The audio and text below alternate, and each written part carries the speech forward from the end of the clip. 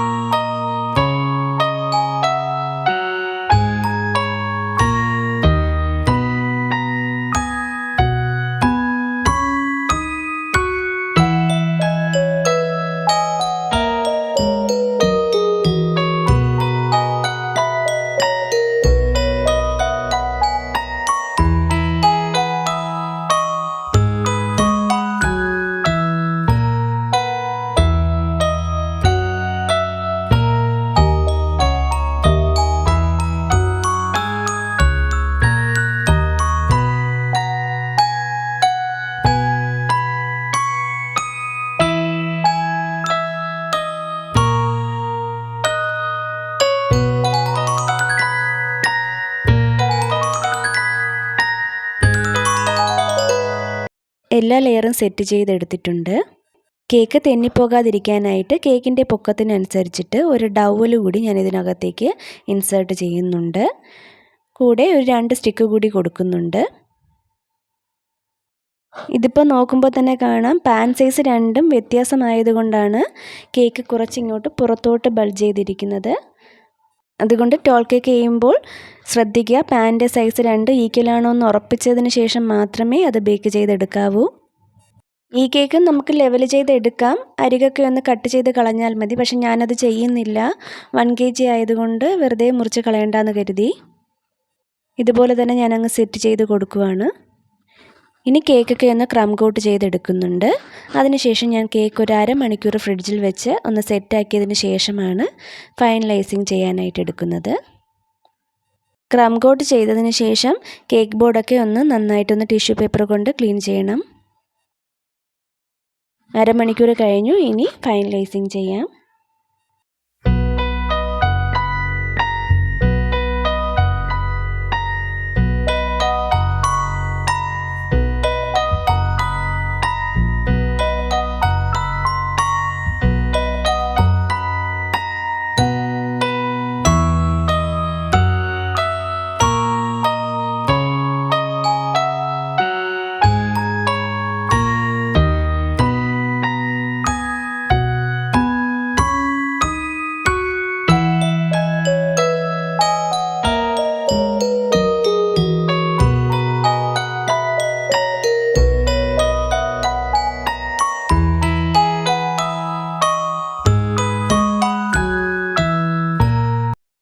Cake ഏകദേശം finish ചെയ്തെടുത്തിട്ടുണ്ട്.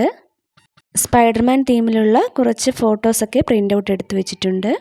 പിന്നെ കുറച്ച് ഫോക്സ് ബോൾസും കൂടി വെച്ചിട്ടാണ് കേക്ക് ഫിനിഷ് ചെയ്യുന്നത്. അപ്പോൾ ഫൈനൽ ലുക്ക് കാണിക്കാം. ഇതാണ് കേക്കിൻ്റെ ഫൈനൽ ലുക്ക്. ഇഷ്ടമായാൽ എല്ലാവരും ലൈക്ക് ചെയ്യുകയും സപ്പോർട്ട് ചെയ്യുകയും ചെയ്യുക. Thank you for watching.